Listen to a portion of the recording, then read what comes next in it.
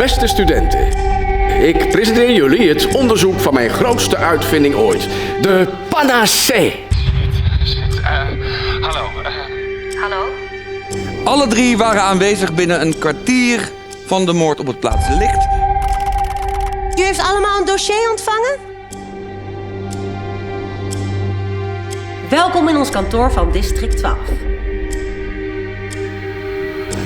Rustig. Goed dat jullie er zijn. Bingo.